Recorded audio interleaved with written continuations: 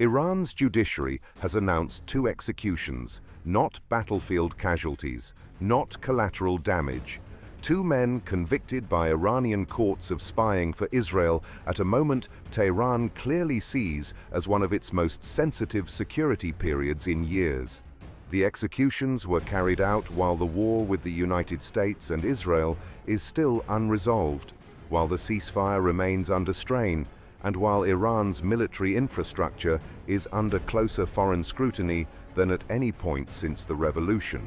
The first man, Yaqub Karimpour, was accused by Iran's judiciary of espionage and cooperation with Mossad, and Iranian outlets framed the case in the harshest possible legal terms.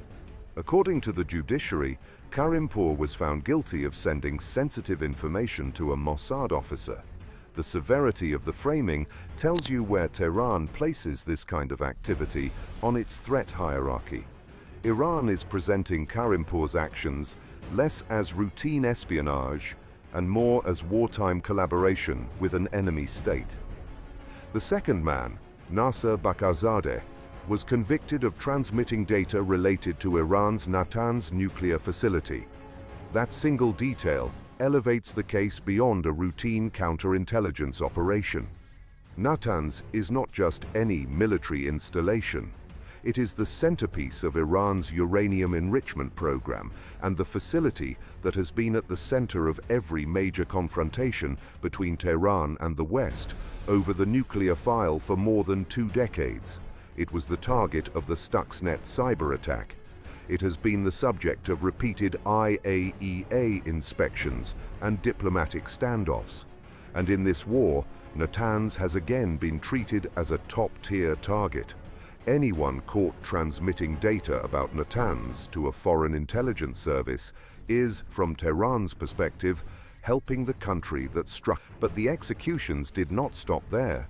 Authorities also announced the hanging of Sultan Ali Shirzadi Faker, a man Tehran described as both a member of the Mujahideen-e-Khalq organization and a Mossad operative. According to Iranian officials, Shirzadi Faker joined the MKO after crossing into Iraq in 1987, where the group was based for years under the rule of Saddam Hussein.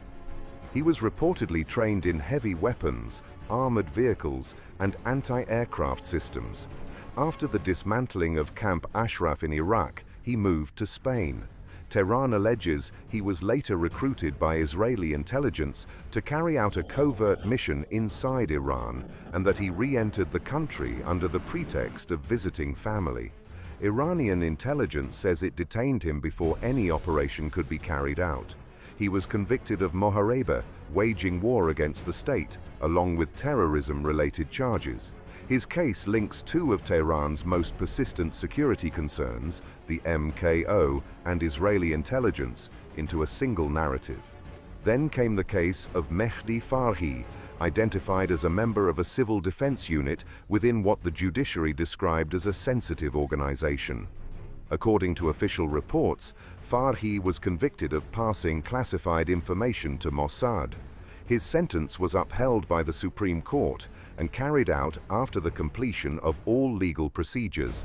The significance of the Farhi case is the profile. This was not an outsider recruited from abroad. This was someone described as holding a position inside Iran's security apparatus. If the conviction is accurate, it means Israel had a source inside a sensitive institutional structure, and Iran wants the world to know it found him. The most recent execution was that of Amir Ali Mirjafari, whom state media identified as the leader of a network linked to Israeli intelligence. According to the judiciary, Mirjafari was convicted of setting fire to a mosque in Tehran during nationwide protests triggered by economic hardships, and was also accused of organizing what authorities called anti-security activities. His death sentence was upheld by the Supreme Court and carried out early on a Tuesday morning. Iran's framing of the case ties protest activity to foreign intelligence, a connection Tehran has insisted on since the unrest began. Whether that connection is substantive or a prosecutorial framing tool is a question Iranian courts are not designed to answer transparently.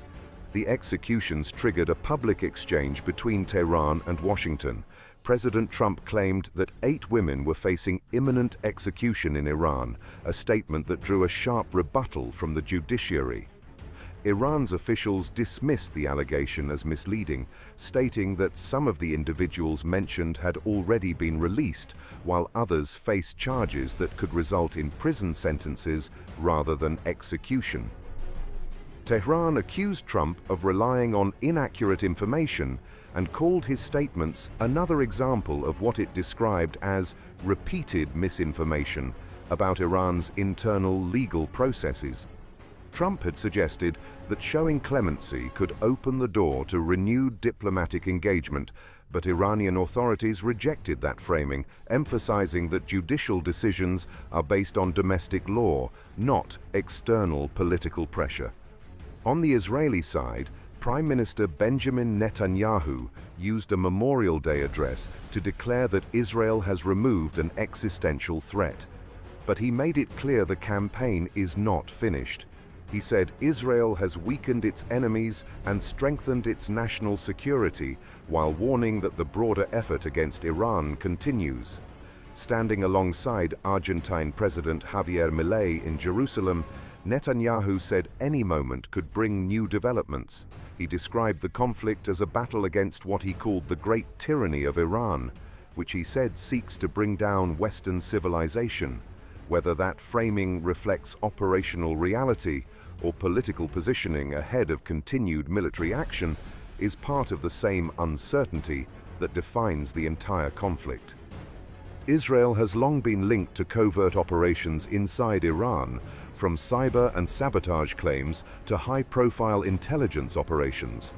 Iran has responded with its own counterintelligence efforts, claiming to have dismantled multiple spy networks over the years. What is different now is that the shadow war is no longer in the shadows. Iran is publicizing the names, the charges, and the executions in a way that is designed to be heard outside its borders. The message is not just for the operatives who were caught, it is for the ones who have not been caught yet, and it is for the services that recruited them. So this is where it stands. 5 men executed in days, charges ranging from espionage to Moharabeh, 1 case linked to Natanz, 1 to the MKO and Mossad, 1 to a defense insider, 1 to a network accused of arson, and a network accused of arson and destabilization. Trump called for clemency and was rebuffed. Netanyahu said the threat has been removed, but the fight continues. And through all of it, Tehran's judiciary kept issuing names and sentences, one after another, in a rhythm that was itself part of the message. Iran is treating espionage during this conflict not as a legal matter to be handled quietly, but as a wartime offense to be punished publicly. The intelligence war inside Iran has not paused for the ceasefire, and Tehran is signaling that clearly with every execution it announces.